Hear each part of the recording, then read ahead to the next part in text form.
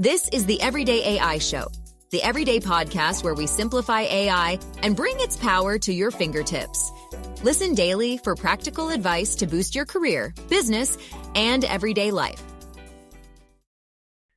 Amazon this week cut 14,000 jobs due to AI, and reportedly that number will hit 30,000.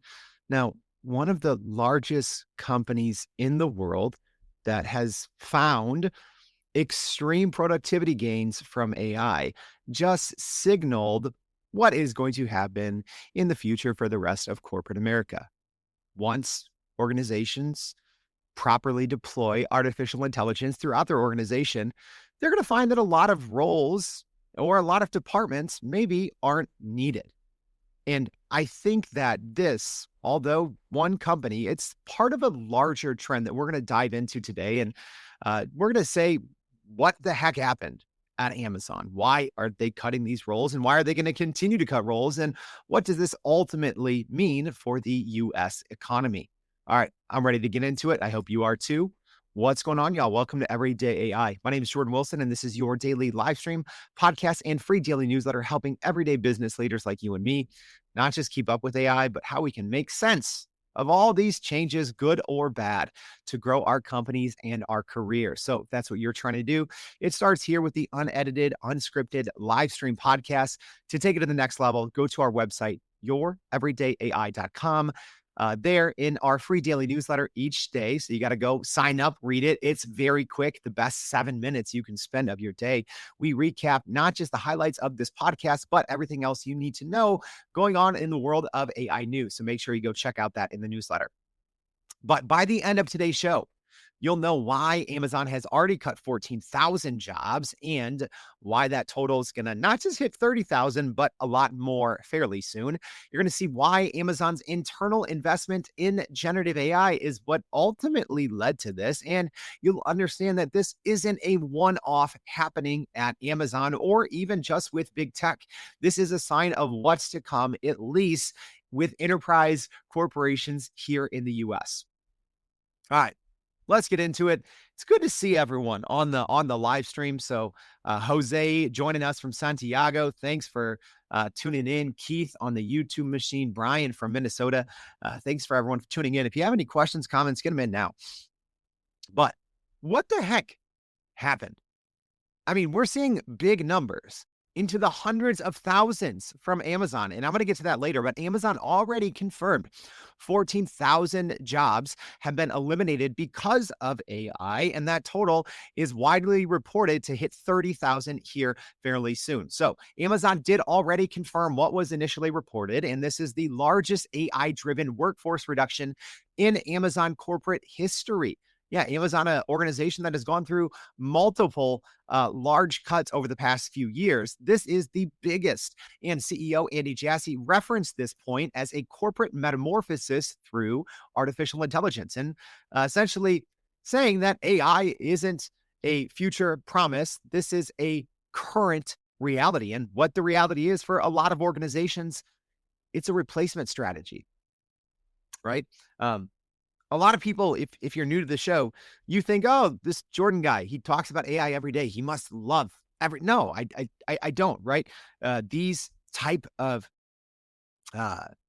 news stories are not fun to talk about, right? It's a very bleak time, I think, right now in corporate America. Not only, and we've talked about this a couple of months ago, for recent grads, this is the highest unemployment rate recent grads have seen in recent history. And a lot of that is because of AI. And then we are seeing sweeping job losses and job cuts due to AI. So there's obviously a duality to artificial intelligence. I think it unlocks both for individuals and teams and organization. It unlocks what we can do, what we can achieve, the good we can accomplish. But on the other side, it is going to completely transform how organizations work. And a lot of times what that means is looking at positions and just the way of working from prior years, prior decades, and wiping it out completely. So here's what's happened. this week, it's been a whirlwind. So there was an official announcement from Amazon that 14,000 corporate positions were eliminated immediately. I know what you're thinking. If you're thinking, oh, Amazon jobs, these are factory workers. No, there's more on that. This is the corporate office. This is the boardroom. This is white collar positions. And internal sources have widely reported that it is supposed to hit 30,000 total cuts by next year. So this is kind of just the first half of what was announced, 14,000 immediate, but we're going to see 30,000 total by next year, just on the corporate side. And combined with cuts from 2022 and 2023, Amazon will have eliminated 57,000 corporate roles. That is just the 14,000. Well, let's look at the 30,000 because that's widely reported to what's going to ultimately happen. That's about 10% of Amazon's global 350,000 people global corporate workforce. 10%. And this isn't just trimming. All right, let's be clear. This is a systematic delayering of organizational structure at Amazon. But what they're doing, and this is what you have to hear, big companies like Amazon, like Microsoft, like Salesforce, like Accenture, which we're going to get to, they're not just laying people off in mass. They are writing the new business blueprint. All right. So for better or worse, this is not, and this should not be viewed as just an isolated story of big tech cutting jobs. In the same way, if you're like me, you probably remember, in college taking an introductory business course, and there's always these case studies, right? This is the new case study. This is the new type of case study. When we talk about AI native organizations, is completely eliminating tens of thousands of roles as the world figures out what an AI native workforce even looks like. Yes, there's been all this talk for now years that, AI is going to create more jobs than it will replace. I've been on the record since day one saying that's absolutely nonsense. And it is, and we'll see that, right? Especially in the enterprise. Headcount is slowly going down. You have quiet hiring, a term I use, I'm sure other people use other terms, right? Where essentially larger organizations just aren't hiring as much because maybe they don't want the bad press that comes along with, we just eliminated 5,000 jobs. We just eliminated 10,000 jobs. We eliminated 30,000 jobs. So most larger enterprise companies just aren't hiring at their normal rate, which is why a lot of new grads aren't getting jobs. But then some of the bigger companies, they just don't care, right? And actually they're rewarded by Wall Street and their stock goes up as well. But this is the beginning of the new AI era blueprint being written. This isn't just an isolated news story. And a lot of people are thinking, oh no, this is just from pandemic overhiring. No, it's not. Amazon already went through multiple rounds of layoffs in late 2022 and early 2023, where they addressed this pandemic overhiring, right? If you aren't aware, essentially, in late 2020, essentially all tech companies, just their hiring went through the roof because when, especially in the US, there was this new kind of work from home mandate, right? In March, April, May, June of 2020. And what happened is all of these companies' valuation, especially tech companies, went through the roof. They're like, everyone's going to need Zoom, right? Everyone's going to need all these online tools. So all these tech companies, their valuations went absolutely bonkers and they overhired, right? And that has already been addressed, right? From those 27,000 roles that were trimmed from pandemic overhiring. But this is different. This is a different rationale. This is explicitly tied to generative AI efficiency gains. And this is, like I said, this is the realization that is starting to play out that I talked about literally in some of our first shows. We're in episode 600, almost 650. I've been talking about this for years, that the largest big tech organizations are going to create the blueprint. And I said that they will be laying off all of them are going to be laying off tens of thousands of people because it is the companies building the technology, presumably, that are going to first realize the efficiency gains. And they have the means to go through these sweeping reorganizations. So there's a lot more. Even at Amazon, right? We can't look over this because a leaked document from the New York Times, an internal document that the New York Times reviewed, said that Amazon's plan is to actually avoid, all right, so this isn't eliminate, but to avoid 600,000 warehouse hires by 2033. So obviously Amazon is one of the leaders globally in robotics. So aside from just the knowledge workers that this 30,000 layoff is impacting, Amazon is also reportedly looking to avoid hiring over the next 8 years, 600,000 employees. So internal board presentations revealed that robotics is going to potentially flatten Amazon's hiring curve despite their doubling sales volume. And the company is also aiming to avoid hiring 160,000 additional warehouse workers just by 2027. So yeah, 160,000 of those 600,000, according to internal documents, are just in 2 years. And Amazon's robotic team has the ultimate goal to automate 75% of all operations. So Amazon is not done, and I don't think the corporate world is done either. So why did Amazon do it? Let's take a look at their rationale and kind of, at least on paper, how they're reshuffling. And again, this is the corporate blueprint. I can't say this enough. That's why I'm going to repeat myself 5 times.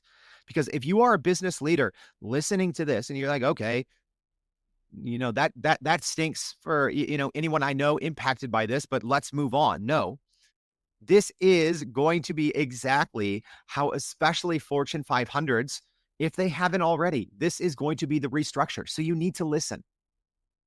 So Amazon's goal stated was to be leaner and faster and to operate like the world's largest startup. And the execution was swift because managers literally who were trained on Monday were emailed termination notifications on Tuesday. And this was designed to eliminate the bureaucracy of middle management and to move more decisively. So part of that, I understand. And we're actually seeing, especially with AI teams, right? And the reason why I bring up AI teams, not just because that's what I follow the closest, but I think that even within larger big tech organizations, you have to look at what they're doing with their AI teams. So as an example, Google struggled mightily in 2022, 2023, and early 2024 to compete. And they were getting crushed. And they've been absolutely killing it over the last year. In the last year, I think they've hands down been the best AI lab there is. And one of the reasons is, well, they restructured a lot of roles and they essentially brought all their AI operations under Google DeepMind. Meta, similarly, which we're going to talk about here in a minute as well, they actually cut 600 AI jobs and moved all these different pieces under one division, right? And I think that's what's happening in the broader sense, or at least that's the rationale or the reasoning why a lot of these larger enterprises are eliminating tens of thousands of jobs, because they're saying the bureaucratic machine has grown too far, right? You have multiple levels of middle management who, for the most part, are not producing actual work. They're going to meetings, they're having meetings about meetings, right? And they're just, literally, you have thousands of roles in corporate America that are just managing other people who are just managing other people, right? A lot of these are administrative roles. And that's where Amazon's cuts are seemingly targeted, hollowing out the middle. And this was, at least on the surface, more of a systematic delayering of a overly complex structure that Amazon says was keeping them from moving fast enough, right? You have to look at, as an example, AWS, Amazon Web Services. who I think has lost their footing as the premier cloud provider in the world, right? Maybe they haven't been passed, but now they have way more competition, from Microsoft Azure, Oracle, obviously Google Cloud. Some of these organizations that have restructured a little differently and a little sooner are now competing and maybe eating a little bit of AWS's lunch. So this is one of the reasons that this kind of systematic delayering is happening, because Amazon does want to move faster. So part of the rationale, right? You never just want to blindly agree when a big company comes out and, cuts tens of thousands of jobs and look at the press release and be like, oh, yes, this is good. Good job, Amazon. But part of it makes sense, right? But it's their own mistakes, or just corporate America's mistakes over the last many years. And it's actually some symbolic cuts, but also the focus was in administrative coordination and support layers. But ironic, maybe, that one of the biggest divisions hit was essentially Amazon's HR department, right? Which is called their PXT, the People Experience and Technology Department. They faced cuts as high as 15% globally just from this first cut. So while this first cut of 14,000 jobs was about 4% of the workforce, about 15% of the PXT department was actually impacted. Other departments getting hit hard: devices, advertising, Prime Video, just so many support roles, administrative roles, essentially roles that maybe are a little less, I don't want to say important, but a little less imperative now that you have generative AI that does so many of these things, right? Generative AI is great at attending meetings and figuring out your takeaways and right? Creating systems, synthesizing and personalizing information, which is what a good chunk of middle management has historically done.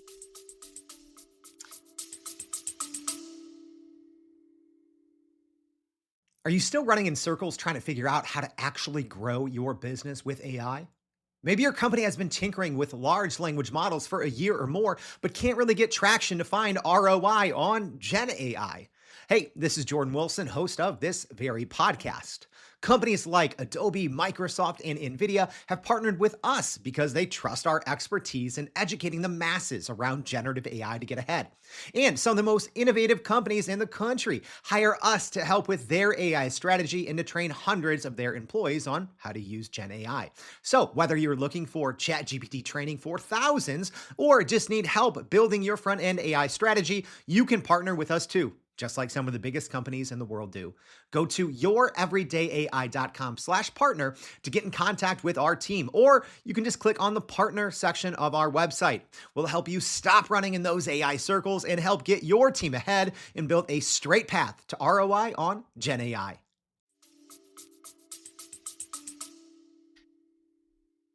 But the coordination layer, we have to talk about it, because I think what we've seen, like I said, the rest of corporate America is going to look at what Google did with Google DeepMind.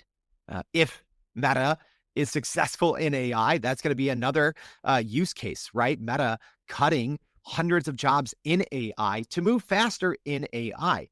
Sometimes it seems like a paradox or it seems counterintuitive, but with AI, you also have to have the ability to move faster, which corporate America is, I don't know if there was ever a bigger ship than the Titanic, but it's bloated, right? So many of these middle management or coordinator roles, I think, are going to go away. So those jobs primarily that are collecting updates, synthesizing information, managing communication flows, right? Work that just requires concentration, but not a lot of creativity, repetitive work, right? Essentially, if your role is to go to meetings and create spreadsheets and PowerPoints, those are the roles that are not going to exist in the coming years. And this Amazon cut, I think, is reflective and indicative of that. But this didn't come out of left field, right? I don't know why in 2024, this story didn't get a lot of play. There's actually only like 3 articles on the entire internet that talk about this. But we've talked about this many times on the Everyday AI Show. Amazon essentially was one of the first companies that I think had a good case study showing the return on investment of using generative AI. This was one of their own internal tools, their Amazon Q, one of their variations of their large language models or AI systems. So they showed internally that this saved the equivalent, and this was kind of in one use case internally for developers, that it saved them the equivalent of 4,500 developer years over 1 year, right? And this, among other things, provided the concrete data needed to justify this new workforce restructuring of 30,000 jobs, right?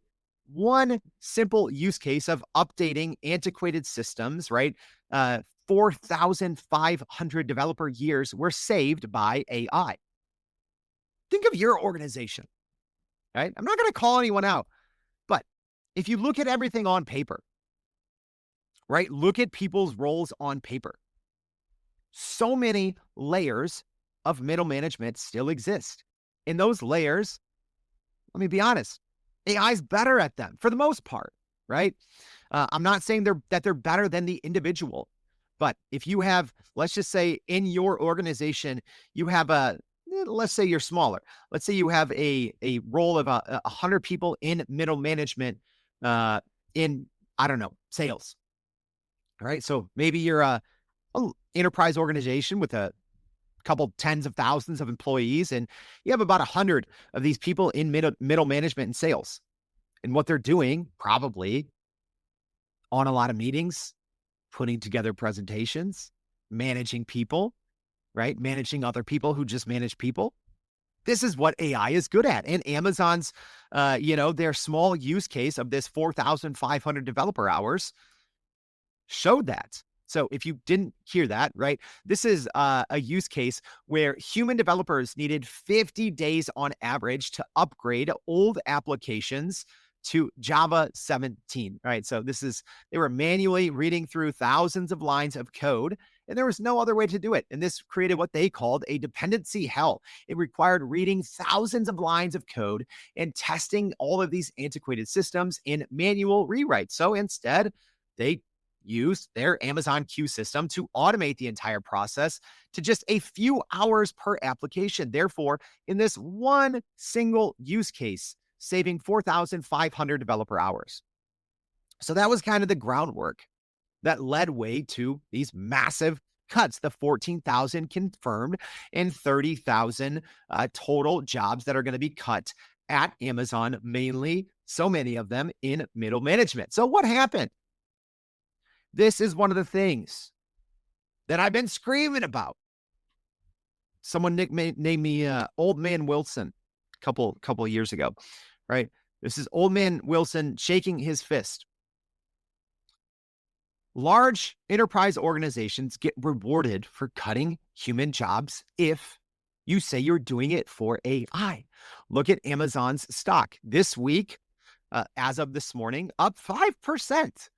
Which is not a small jump. If you don't follow the stock market, it's very rare for an enterprise organization to see a 5% jump, right? So when companies cut tens of thousands of jobs and they say, we're investing in AI, they are rewarded by Wall Street. And everyone cheers, which I think is bad. But that's the reality. Right? The reality is Wall Street hates employees. Wall Street loves AI. And corporate greed is stronger than the need to provide humans with employment. I'll be the one that says it. So let me talk about something you're going to be hearing a lot about for the rest of 2025 and early 2026. You're going to be hearing a lot about this shift away from OpEx or operational expenditures and toward CapEx, capital expenditures. So what does that mean? Or expenses, right? Operational expenses can be quickly cut, quickly redirected. This is essentially the biggest OpEx is human salaries. So that's what you're going to see. You're going to see huge OpEx cuts cuts, or just trading salaries for infrastructure investments, right? CapEx, so many companies spending billions, multiple billions of dollars in CapEx. So that's investing in things like AI hardware, data centers, right? And I don't know how much of this is ultimately going to pay out as being true. But sometimes this is the rationale for some organizations saying, well, oh, we're just trading OpEx for CapEx, right? We don't know what the future of AI work is, but we know that we need to increase our capital expenditures. We need to have data centers, right? And that's one thing, at least Amazon's doing, all right? In some use cases, like Amazon's, it probably makes a little bit more sense, right? Obviously, Amazon, one of the largest cloud providers in the world with Amazon Web Services. So yes, they do need to spend billions of dollars on AI infrastructure, on new data centers, on creating new chips, new AI models, etc. But I do think that we're going to see this shift happen over and over. So yeah, get ready for a wave of OpEx to CapEx headlines. Amazon's not the only one. Again, hate to say I told you so, but I've been saying this since essentially month one, quarter one of the Everyday AI show when hardly no one cared. This is the blueprint. I was actually a little off in my projection, but it's hard to project things like 2.5 years out. I said that we would see the majority of big tech layoffs happen in early 2025, and it was actually middle 2025, but it's not bad for looking into a crystal ball 2.5 years out in the future. But I mean, Microsoft just a couple months ago in May announced 6,000 roles were eliminated. And then in July, 9,000 more. So 15,000 roles, very similar to Amazon. And in a similar fashion, Microsoft CEO Satya Nadella explicitly connected those cuts, OpEx, to investing in AI, CapEx, right? And now, according to Microsoft Copilot now writes approximately 30% of their code in development projects. So again, what's happening? The companies creating AI find their use cases. They talk about their use cases.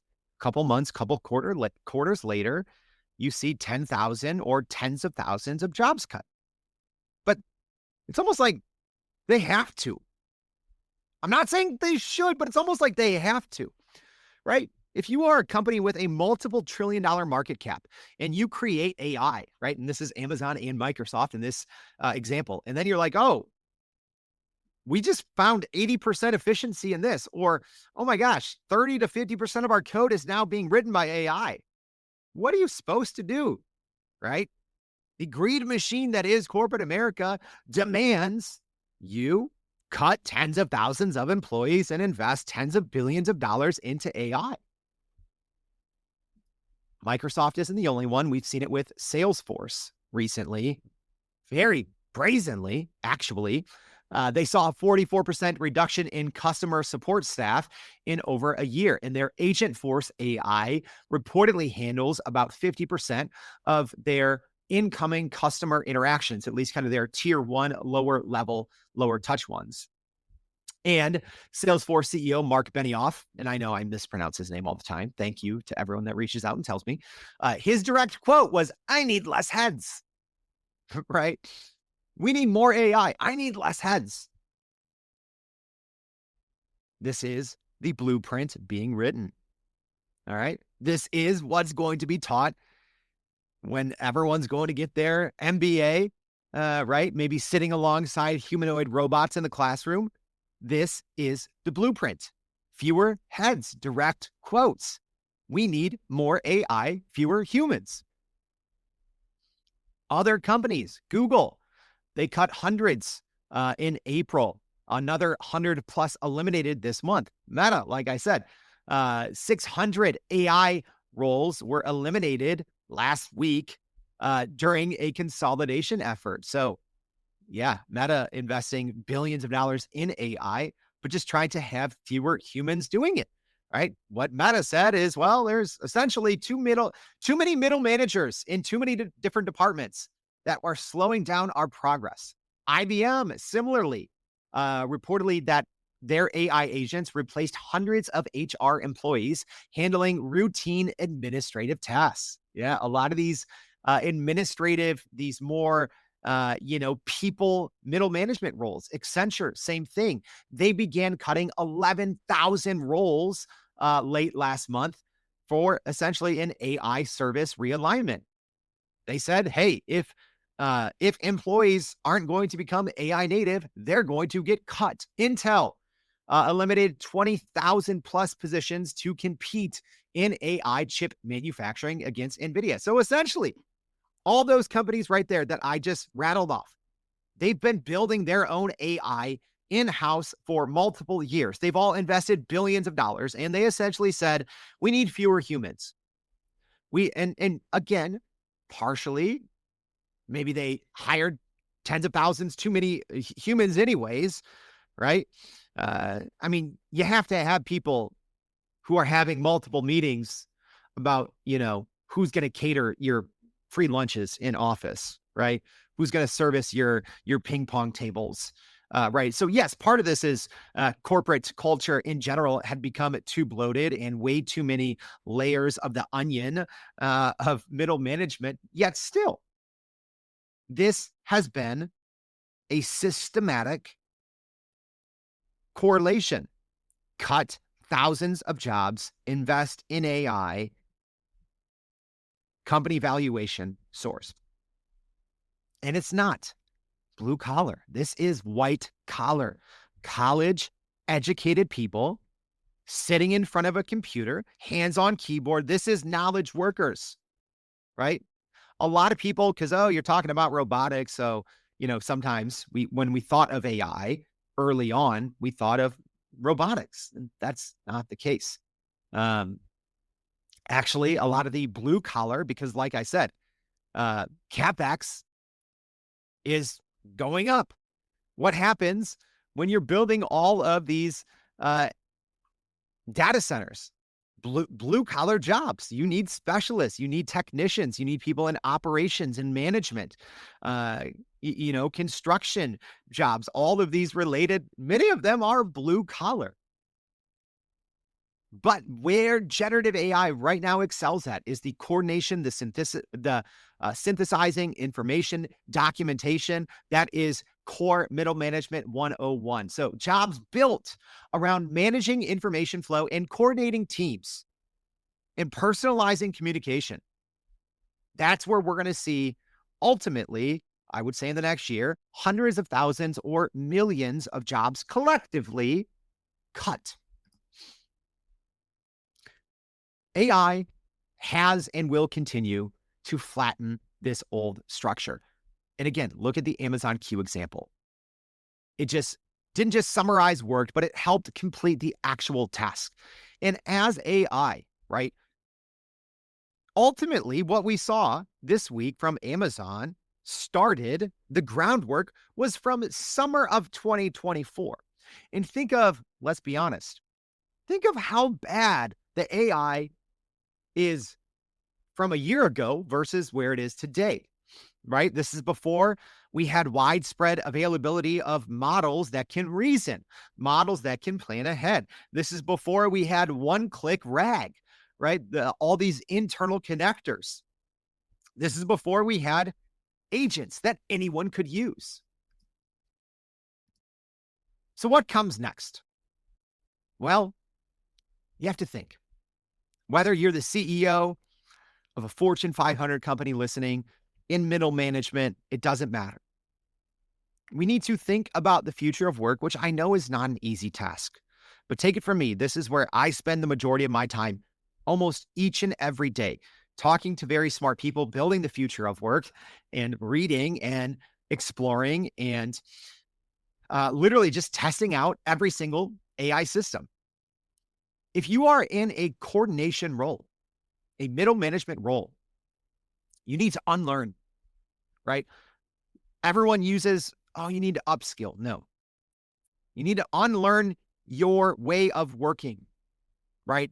What has maybe led to your personal career success, your department success, your business success is an old blueprint. That's what was being taught 5, 10, 15 years ago. You have to see the new rules of business being created, whether you agree with them or not. It doesn't matter. AI doesn't care if you agree with this. Your competitors, the market, no one cares. You have to unlearn and you have to relearn toward more specialized technical, physical, or product focused works. I like to say this. There's not going to be a ton of generalist roles anymore. I think there's going to be a lot of specialist roles, or generalists are going to have to start to wear a lot more hats because of capabilities that AI augment. And I think organizations have to decide whether to follow Amazon's strategic blueprint or pursue a different strategic approach, whatever that may be, right? Because if you're properly using AI and if you're not already in late 2025, sorry, bud, you're screwed.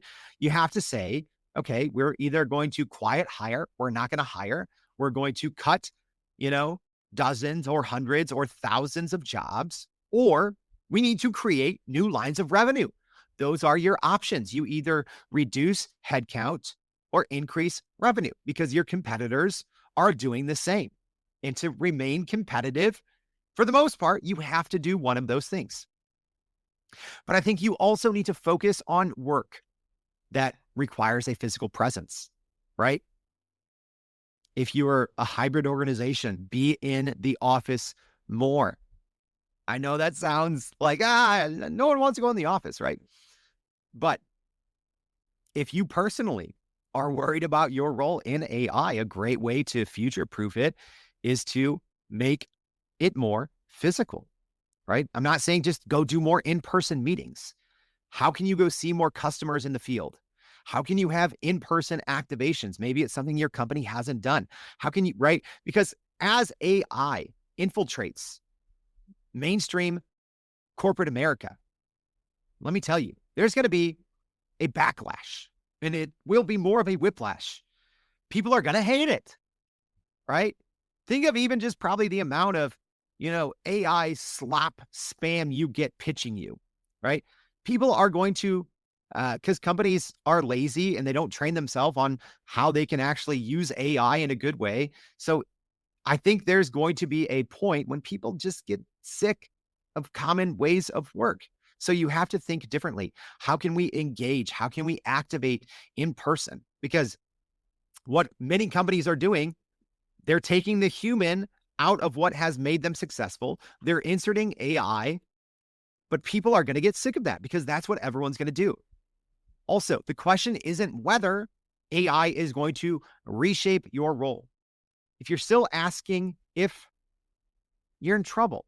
And that's whether if you're wondering for your own personal job security, your team, your department, your organization. Stop saying if. The blueprint is already written. It's just when. When are our competitors going to execute the blueprint? When is our industry going to catch up?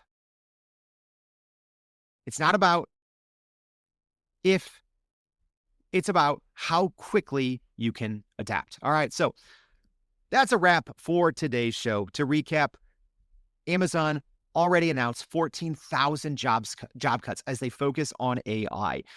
There will be reportedly 30,000 total, and it is the knowledge workers. It is people probably mainly like you and me, many people in middle management. So Amazon has completely restructured how they're operating to try to be leaner and move faster. If nothing else, if you don't have any other takeaway, right? Know that you have to be able to move faster because AI is able to do so many of the time-consuming things that we've been getting paid for many years, right? Attending meetings, coming up with follow-ups, synthesizing, summarizing, and personalizing the information flow. AI's better. So if nothing else, Look at this Amazon story as you have to learn to move quicker and augment yourself with AI. I hope this story, this episode was helpful. If so, please repost this and then go to youreverydayai.com.